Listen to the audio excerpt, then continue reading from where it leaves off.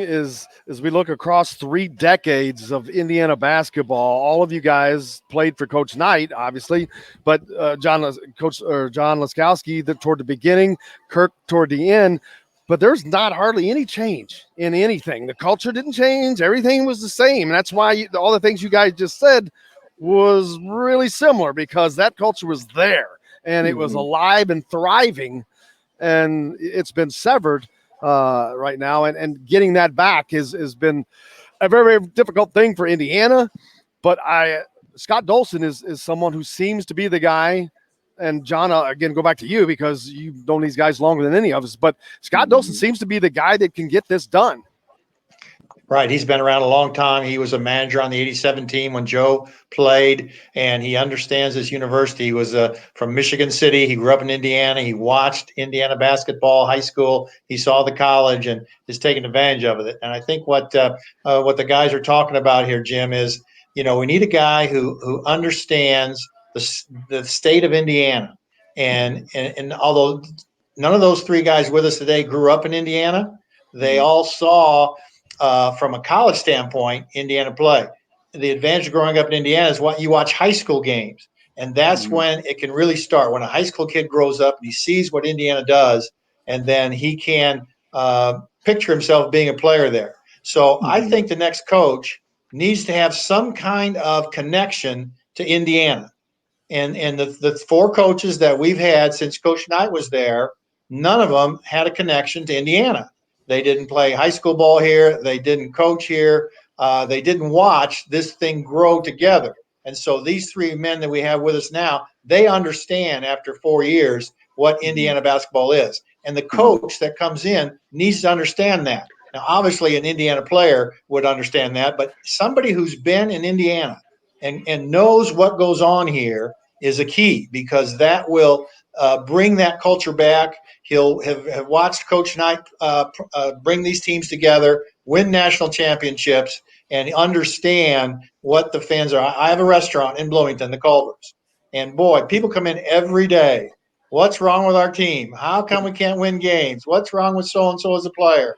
And it's just it's time to get that Indiana feel back. Now, what's ironic is Bob Knight was the first Indiana basketball coach who was not a graduate of Indiana.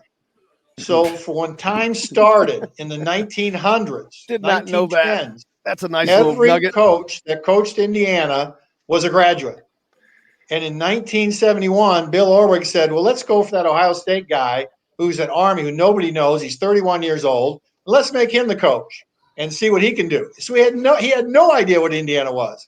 But boy, in 29 years, everybody knows what Indiana is now. Yeah. And that's the thing. It doesn't have to be an Indiana guy, but it's got to be somebody who understands the culture of Indiana. You're right, guys. I mean, I agree with that, John. And, I go back to, and maybe Brad Stevens or whatnot would be the dream guy. But to me, let's not settle for somebody that doesn't really know what's going on. I mean, AJ mentioned some guys. They may be a little older. I mean, you bring in a Fife, a Lewis, a Calvert Chaney, a Key Smart, some deal like that. And they're going to have the backing of the ex-players, the backing of the alumni, the backing of the fans. And there will be some, I guess, patience with that. To me, there's never been any patience with anybody that we brought in. And one thing that I always hear, and I always disagree with it, is I hear my buddies and fans say all the time, oh, we got to do a better job of recruiting in Indiana.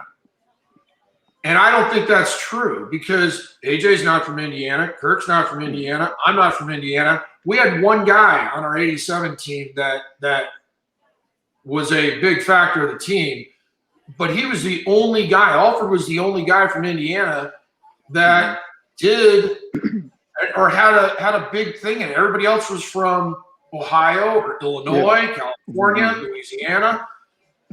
It's about creating a winning atmosphere again, where people like us want to go. And people went to Indiana because they wanted to play for Coach Knight. But Coach Knight won. If Coach Knight didn't win, Would we have wanted to go there? No chance. So I guess you can bring in anybody as long as you win. People are going to gravitate to that. Yeah. But I want to see it done right and win and go, and let's get everybody down there and have the coach wanting us down there to build that culture. Because I remember playing and seeing John behind, when he wasn't broadcasting, he was behind the bench. I'd see Abernathy behind the bench, the late Wade Radford. I'd see, Scott May. That's what it's all about. Mm-hmm. I mean, that is gone. And the sad thing is current players don't even know ex-players anymore. One, because most of the time they don't sit us behind the bench anymore because those tickets are too expensive, I guess. So I don't know. I mean, I'll support anybody that Scott brings in. Scott and I are buddies.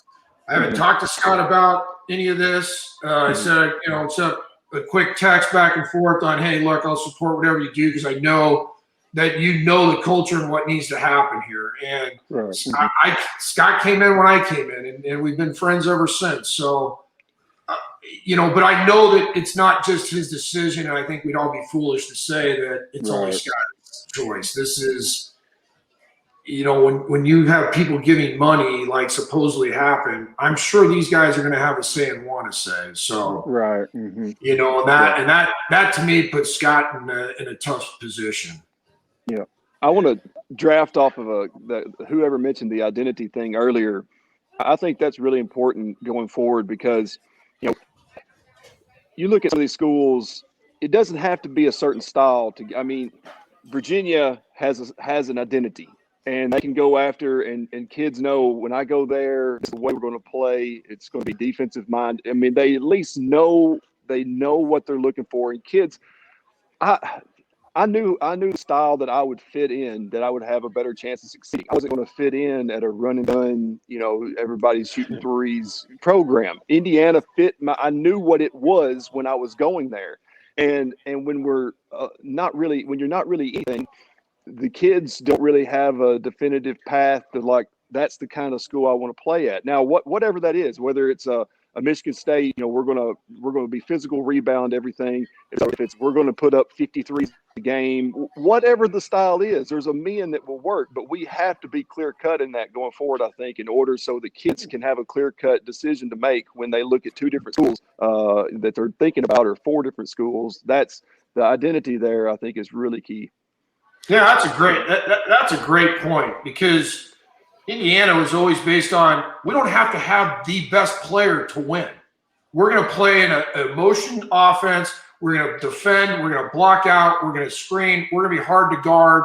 And we're going to score points, whether we're making open shots or making free throws. You don't have to have the best guy. And Kirk, that is such a great point, because you went to Indiana because you felt like this style was going to help me play. That's exactly AJ, right. You probably said, look, I know I can do this, this, and this. This style will help me. Yeah. But I've also got some freedom to go do some stuff. And John, you grew up in Indiana. You probably loved the idea of having the screens and this. I mean, when they came to talk to me, I said, this is for me. This is how I got to play.